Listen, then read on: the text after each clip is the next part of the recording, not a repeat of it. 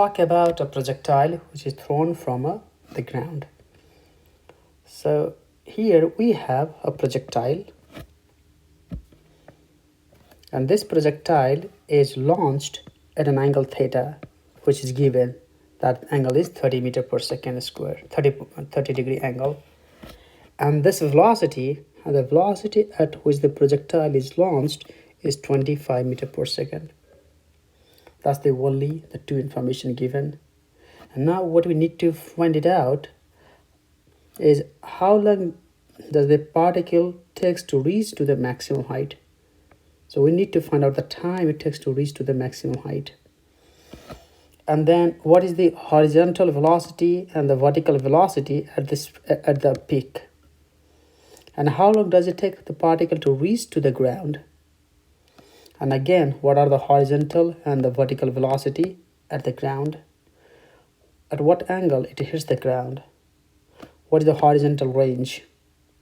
And what is the position of the particle at time equals to 0.5 seconds? So this one problem has multiple sub-problems into it. And I must tell you that if you solve this problem, after understanding, or if you can solve this problem by yourself, that means you understand the projectile motions completely. Okay. So how are you going to do it? And you do not need any formula here. You do not need to memorize. The only thing you need to memorize or keep in mind is the basic kinematic equations. You do not need to memorize the projectile, the formula. Okay, let's do it. So as this one is the V naught, the x component will be V naught cosine theta, because this angle is theta. And the y component will be V naught or V0 sine theta. That's what I have written here. This is the initial horizontal velocity, which is the V0x. And if you plug in the value, V0 is 25, cosine theta will be cosine 30 degree. If you solve it, it will be 21.65 meter per second. And now the vertical velocity, initial vertical velocity, or the velocity along the y direction, will be V0 sine theta. V0 is 25 and sine theta is sine 30 degree. So if we solve it, you'll get 12.5 meter per second. So we now figure it out, the horizontal velocity and the vertical velocity. Okay. Now what are we going to know now? There is no acceleration along the x-axis. Why is that? There is only one force acting onto the system or acting onto the projectile. At any point, the force is only acting along the y direction. And that force is the force due to the gravity, which is mg. That's the only force acting. There's no any force. There is no force on the particle along the x direction. If there is no force acting on the particle along x direction, that means the particle velocity will not change. The velocity will change if there is a force acting onto it. And as there is no force acting along the x component, the velocity at all points will remain exactly the same. That means the acceleration would be 0. So we have acceleration along the x-axis 0, and along y-axis it is acceleration due to the gravity. Okay, now we're going to calculate time to reach to the peak and the maximum height. The maximum height is this value, from the ground to the peak. That's the maximum height. So we're going to write down the equation along the vertical motion or along the y direction. And here we have chosen this equation to calculate the time. V equals to u minus gt. And why negative sign here? Because as the particle is going up, the velocity and the acceleration are in opposite direction. That's the reason we choose the negative direction, negative sign here. Or in other words, simply keep in mind that if the particle is going up, you just write down the negative. If the particle is going down, then the velocity would increase and you have to write down the positive value, the positive g. At the peak, the velocity is 0. So whenever you throw a particle into the air, it will reach to a height and the velocity starts decreasing, and at the peak or at the top, the particle velocity reaches to 0. That's the reason it is 0. And the U stands for the initial velocity, which is v0y minus g, and the t is the time it takes to reach to the peak. So if we solve for the time, what we get is v0y over g. And what is the initial vertical velocity? 12.5. And what is the value of g? Which is 9.8. So the time is now 1.28 seconds. That means it is this time it takes to reach to the peak. Now again we taking the vertical direction or motion along the y-axis and going to solve for the maximum height. This time we're going to use this equation, v squared equals to u squared minus 2gh. Okay, and you know now what is the v. The v is the final velocity, and the final velocity at the peak is 0. And u is the initial velocity. And what is the initial velocity? We already have calculated, which is v0y. And here now 2gh, and h is the maximum height. And if we solve for the maximum height, we get v0 squared over 2g.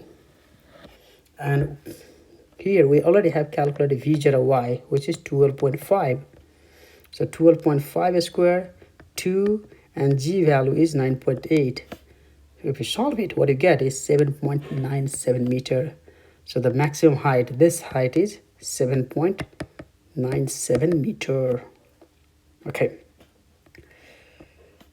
So now the third thing is, what are the velocities at the peak? This is now a redundant questions.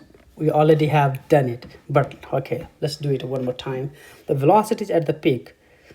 So you see now, the horizontal velocity does not change at any position. It remains exactly the same horizontal velocity.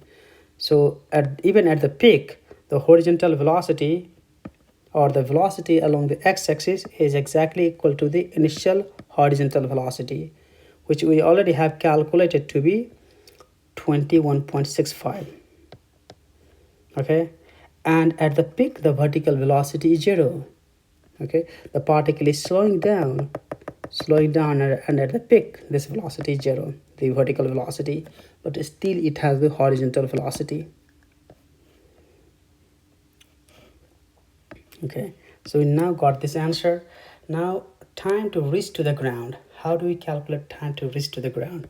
We have calculated time to reach to the peak from ground to the peak. And if we ignore air resistance, it takes exactly the same time from peak to the ground. So the total time, this total time would be simply equal to double of the time it takes to reach the ground. This time and this time is exactly the same. Okay, we already have calculated this time here. So the total time would be 2 of the time it takes to reach to the peak. And the time to reach to the peak is 1.28 seconds. So time to reach to the ground is 2 times time to reach to the peak. And the time is now 2.56 seconds. Just do the math. Now, velocities at the ground. What are the velocities at the ground? You know now answer. You know the answer now. So the horizontal velocity does not change. So you know the velocity, the horizontal velocity, which is exactly equal to the initial velocity. And the vertical velocity would be exactly this velocity. But the only difference is the direction is changed now. This one was going up and this is going down. So it's exactly the same thing. So only the direction has not changed.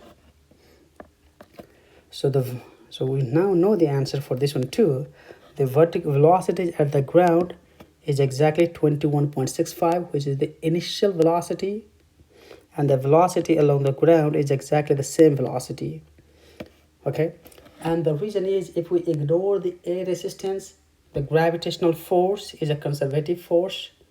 So if you throw a particle into the air, and if you're just holding in your hand, let's say you throw up, let's say you are here and this is your hand, and you throw a particle into the air with 20 meters per second. On returning path, when it comes to your hand, it will come to your hand exactly at 20 meters per second. Okay, so at the ground, the velocity would be exactly the same thing, just by symmetry as well. In other words, the velocity, the vertical velocity at this point and at this point would be exactly the same. At this point and at this point would be exactly the same, just by symmetry. Okay, so even at this point and at this point, it would be exactly the same. Remember, the direction would of course be changed, opposite.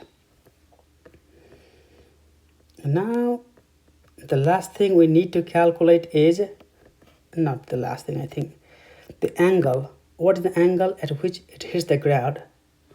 Well, it would hit the ground exactly at the same angle at which it was launched.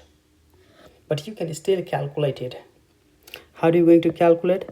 The tangent theta is, so if this is the horizontal velocity and this is the vertical velocity, this is the VGX and this is the VGY, then this angle theta would be calculated by tangent theta is VGY, the y component, divided by the x component. That's how you calculate the angle. And the VGY is 12.5 and VGX already have calculated 21.65. If you solve for theta, you got the 30 degree. You don't have to solve it. Just by symmetry, again, the angle at which it hits the ground would be exactly this angle theta. Okay, now we need to find out the horizontal range. So how do you calculate the horizontal range? The horizontal range, I'm just taking the motion now along the x direction. S, so we're going to use this equation to calculate the horizontal range. S is the horizontal range. That horizontal range in this picture is from ground to ground. So this distance is the horizontal range here.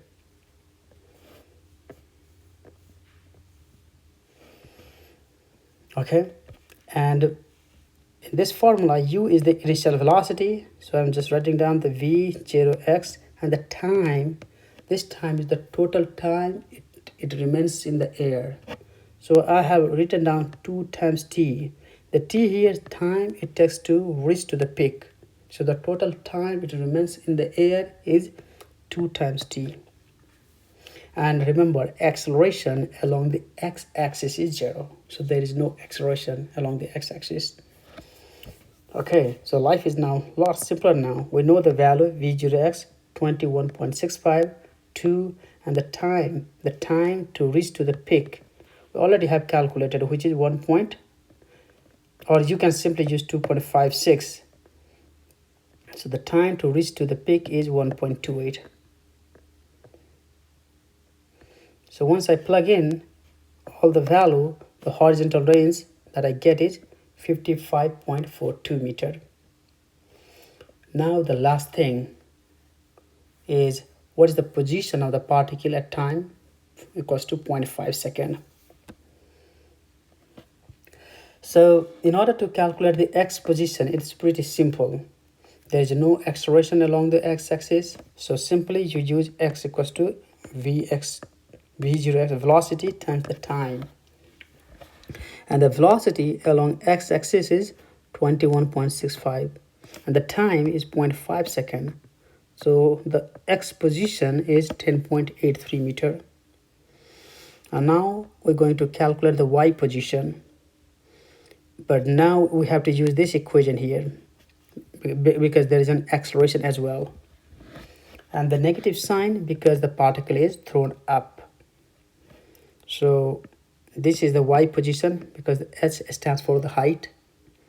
And u is the initial vertical velocity, time half gt squared. So v0y, the initial vertical velocity is 12.5. The time is 0.5, half g is 9.8, and the time is 0.5 square. So now everything is constant, just a number here. So when you solve it, what you get is y is 5.025 meter.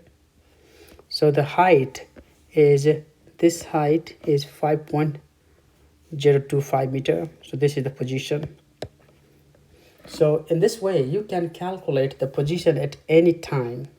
Okay.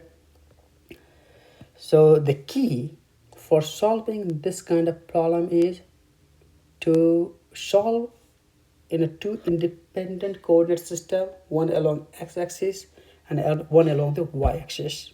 Okay. So you can also use the formula for the horizontal range, but I won't encourage you to do that. Just write down the basic kinematic equations and solve from there. And at the last, what I would recommend you to solve exactly the same problem but at a different angle. Let's make it 60 degree and solve exactly the same problem and write down your answer in the comment section below. And at the end, do not forget to like, share and subscribe the channel. Thank you very much.